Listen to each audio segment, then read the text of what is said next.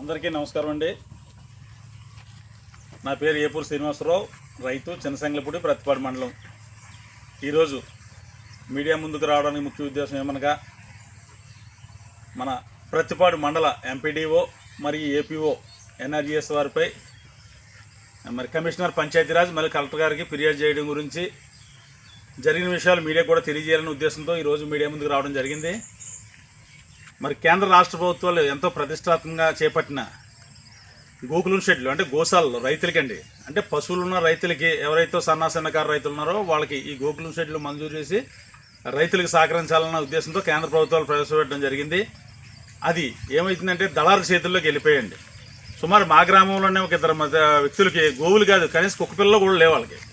వాళ్ళకి గోకులం షెడ్లు మంజూరు చేశారు.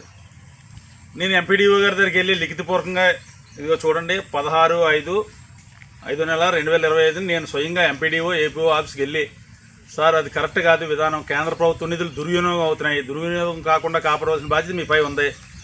వాళ్ళకి కనీసం గోవులు కాదు, ఇంట్లో పెంచుకొని కుక్క పిల్లలు కూడా లేవు, మరి వాళ్ళకి మీరు గోశాలు ఎలా మంజూరు చేశారంటే రాజకీయ ఒత్తిళ్ళు అండి, మండల స్థాయి నాయకులు మా మీద ఒత్తిడి తీసుకొస్తున్నారు, ఇంకా తప్పట్లేదండి అని చెప్పేసి ఆయన అధికారులు చెప్తున్నారు.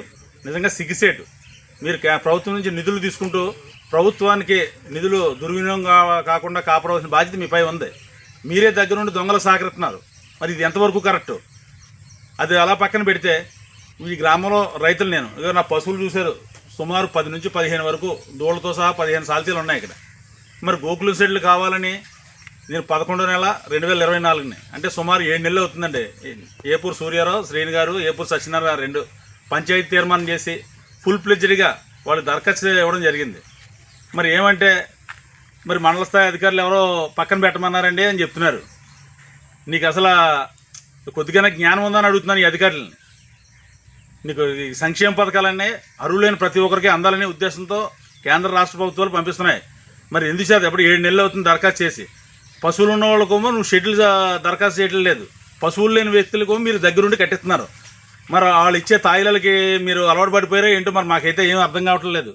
అందుచేతనే ఈరోజు ఇదే విషయంపై కేంద్ర రాష్ట్ర మన ఆంధ్రప్రదేశ్ పంచాయతీరాజ్ కమిషనర్ గారికి మరియు కాకినాడ జిల్లా కలెక్టర్ గారికి కూడా నేను రిజిస్టర్ పోస్ట్ ద్వారా దరఖాస్తు రిపోర్ట్ చేయడం జరుగుతుంది.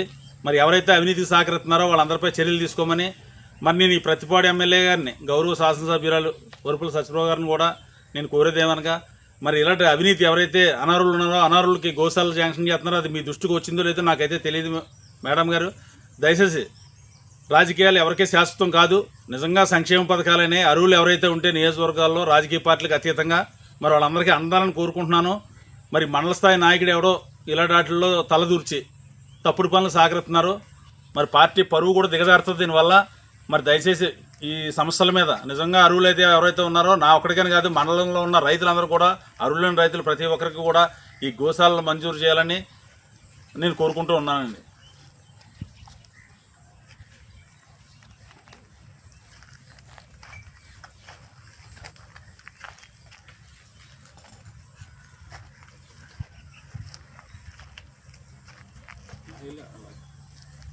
ఇలా